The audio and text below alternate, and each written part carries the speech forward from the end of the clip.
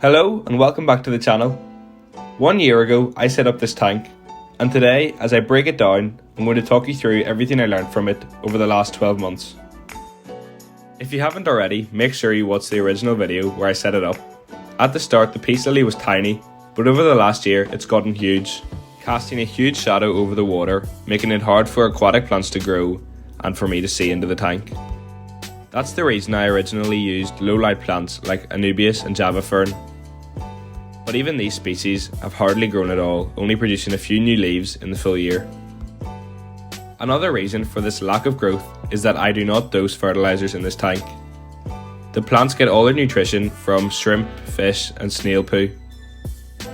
And even with that, the aquatic plants are quickly outcompeted by the fast growing peace lily.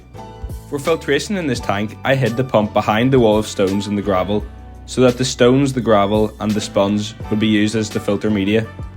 This has worked really well, especially with raising fry and baby shrimp in the tank, as nothing has been able to get sucked into the filter.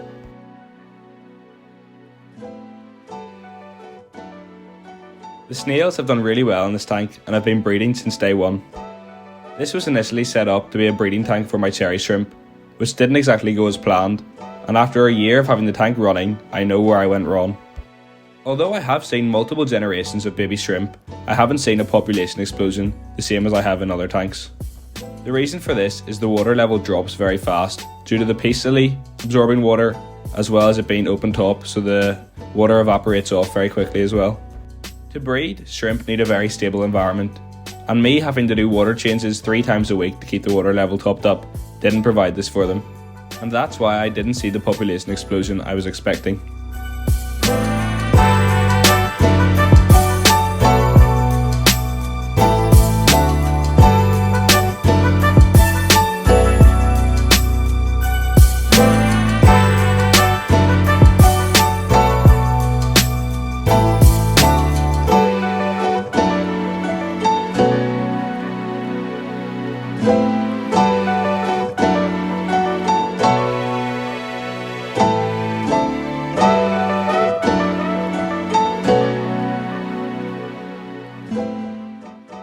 The main feature that makes this tank so special is the huge peace lily coming out of the top.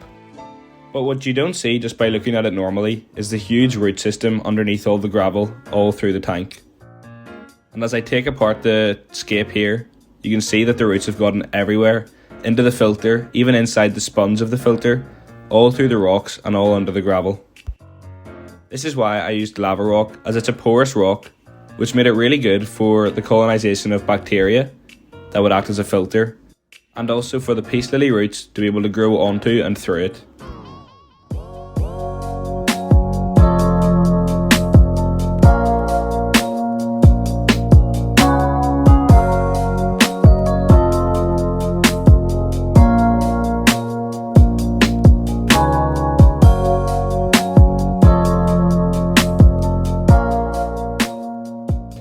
All of these roots constantly uptaking the nutrients produced by the shrimp and snails and the baby fish meant that there were basically no nutrients left over in the water column, keeping the water completely clean. Because of this, hardly any algae grew in the tank, and I didn't clean the glass once the whole year, and this is all the algae that grew.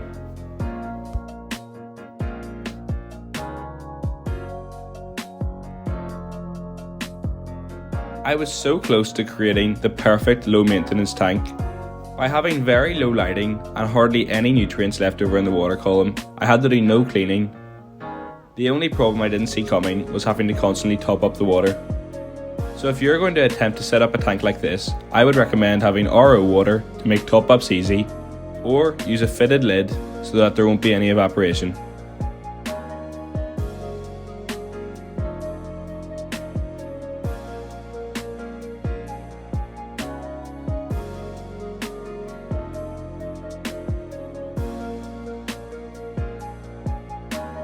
Thank you very much for watching. I hope you enjoyed the video and learned something. Leave a like, a comment and subscribe.